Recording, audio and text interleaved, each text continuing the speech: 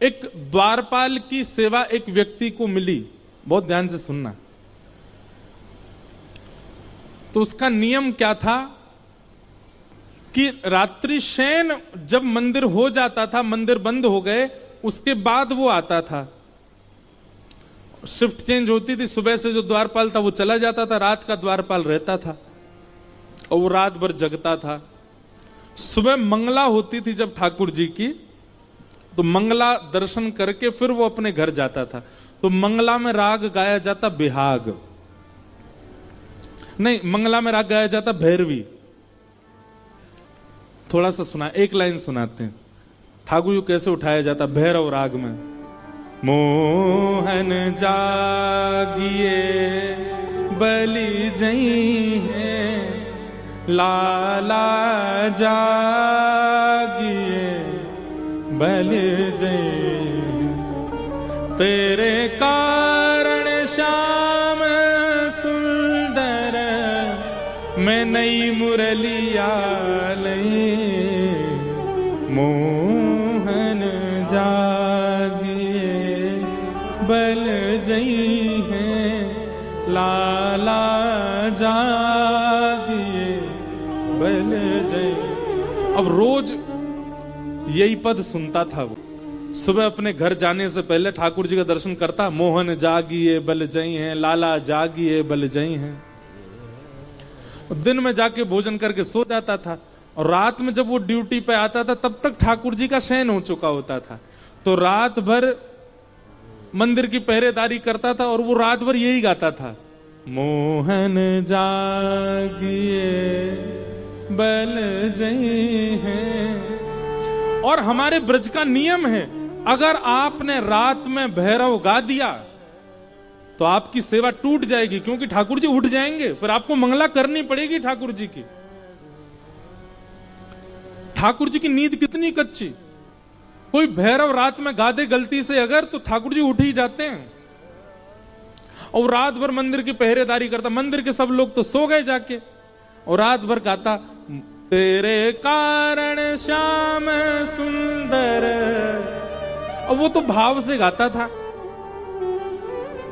लेकिन भीतर स्थिति क्या होती, गर्भगृह में भगवान उठ के बैठ जाते। पूरे दिन दर्शनार्थी आते हैं, दर्शन करते हैं, खड़े खड़े हमारे पांव थक जाते हैं। जैसे तैसे रात में सोते हैं, उसमें भी सुबह 4 बजे मंगला कर देंगे आके पुजारी, और जे और रात भर ये बिहाग वो भैरव गाता है।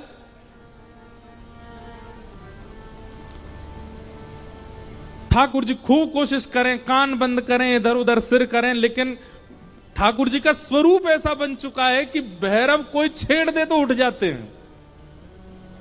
नहीं सोए ठाकुर जी रात भर।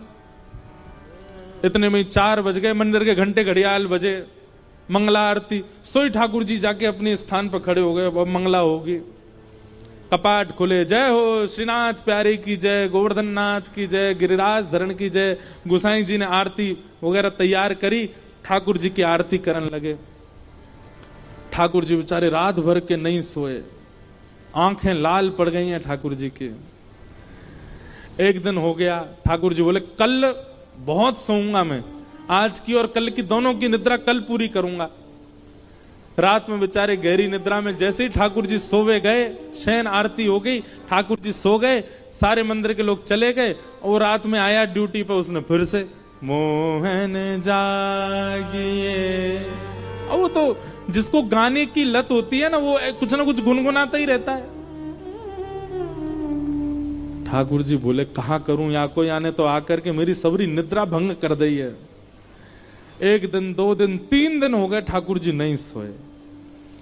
चौथे दिन बंधुओं ऐसा हुआ कि सवेरे मंगला करने के लिए जैसे ही गुसाई जी आए, सो ठाकुर जी अपनी ब्रह्म वेदी पर खड़े खड़े झोंकाले में।